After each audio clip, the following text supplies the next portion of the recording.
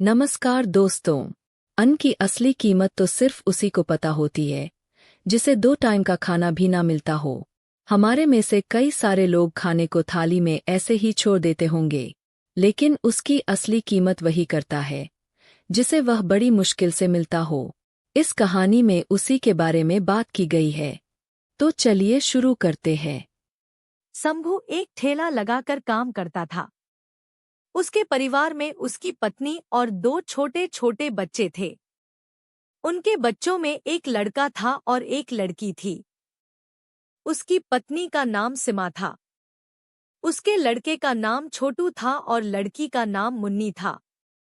एक दिन ठेले पर भार ज्यादा होने की वजह से शंभू उसे ठीक से संभाल नहीं पाया और तेज गति से आती ट्रक से टकरा गया। अगले ही पल उसकी मौत हो गई और उसके पीछे रह गई उसकी पत्नी सीमा और 2 छोटे छोटे बच्चे छोटू और मुन्नी।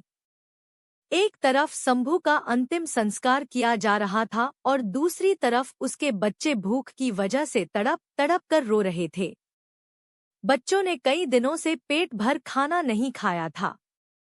उनके छोटे से बच्चों को रोते हुए देखकर पड़ोसियों को उस पे दया आ गई।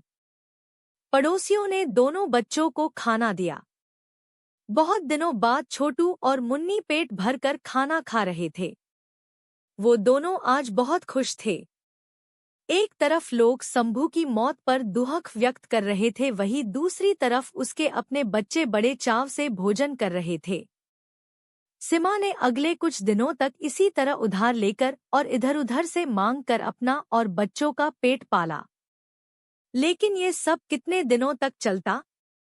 कुछ समय के बाद तो लोगों ने मदद करना भी बंद कर दिया। सीमा पागलों की तरह इधर-उधर काम ढूंढती रही।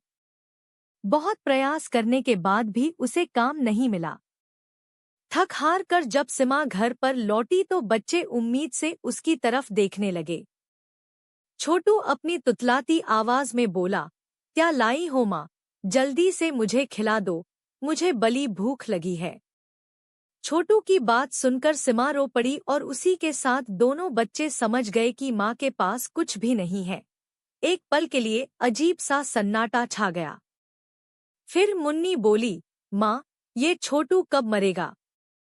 माँ ने कहा, तू पागल हो गई है? ऐसा क्यों बोल रही है? माँ ने उसे डांटते हुए कहा। तभी मुन्नी ने कहा, माँ, जब पापा मरे थे तो उस दिन हम लोगों को पेट भर खाना मिला था। छोटू मरेगा तो फिर खाना आएगा ना।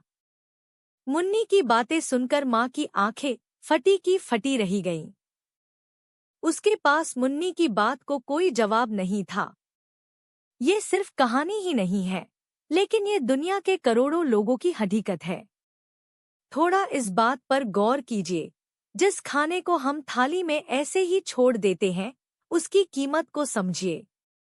बचपन से ही हमें अन्न का आदर करना और उसका महत्व सिखाया जाता है, लेकिन हमने कभी असल भूख नहीं देखी होती, इसलिए हम उसका आदर करना नहीं सीखते हैं।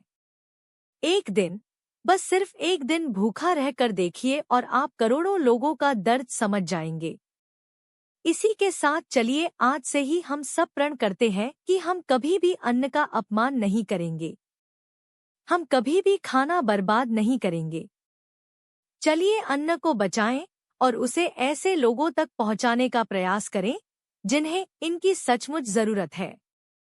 धन्यवाद दोस्तों, अगर आपको यह कहानी अच्छी लगी हो तो लाइक करिए और सब्सक्राइब करिए। Thank you for watching video.